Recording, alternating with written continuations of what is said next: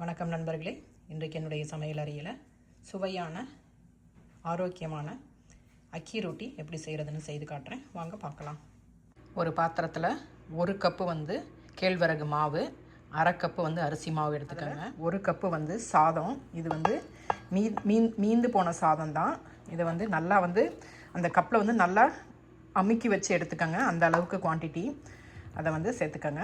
கையில் நல்லா கிளறி விட்டுக்கோங்க. இப்போ நல்லா பொடியாக நறுக்கின சின்ன வெங்காயம், இதுவும் அதே மாதிரி அதே கப்பில் 1 கப்பு நல்லா அழுத்தி எடுத்துருக்கேன். அதையும் சேர்த்துக்கலாம். அது கூட ஒரு 1/2 கப்பு துருவின தேங்காய் சேர்த்துக்கோங்க. அதே மாதிரி ஒரு 1/4 கப்புலேருந்து 1/2 கப்பு என்னென்னா நிலக்கடலை, அதையும் வறுத்து லேசாக பொடி பண்ணி சேர்த்துக்கோங்க. இது எல்லாத்தையும் நம்ம நல்லா கையில் கிளறிக்கலாம்.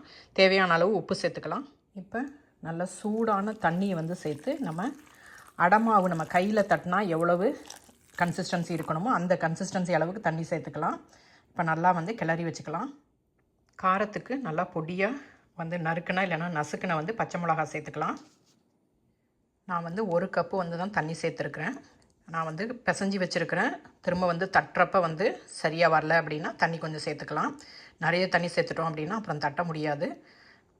இப்போ இதை மூடி வச்சிடலாம். இப்போ தட்டி எடுத்ததை தோசைக்கல்லில் போட்டுருங்க. போட்டுட்டு நீங்கள் எண்ணெய் கொஞ்சமாக சேர்த்துட்டு உடனே மூடி வச்சுருங்க. ஏன்னா மாவில் நம்ம எந்த தோசை பண்ணாலும் மேலே பார்த்திங்கன்னா வெள்ளையாக இருக்கும்.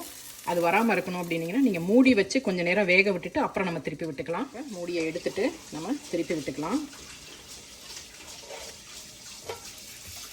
இதில் நெய் தடவிக்கங்க உங்களுக்கு வேணும் அப்படின்னா. இல்லைனா எண்ணெய் மட்டும் சேர்த்துக்கலாம். நல்லா வேக விட்டு 2 பக்கமும் வேக விட்டு நம்ம 2 பக்கமும் திருப்பி விட்டாச்சு.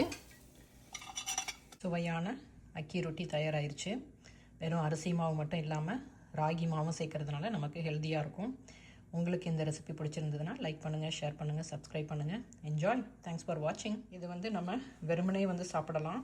அப்படி இல்லைன்னா நல்லா கார சட்னி வச்சு சாப்பிட்லாம். இன்றைக்கி நான் கார சட்னி வச்சுருக்கேன்.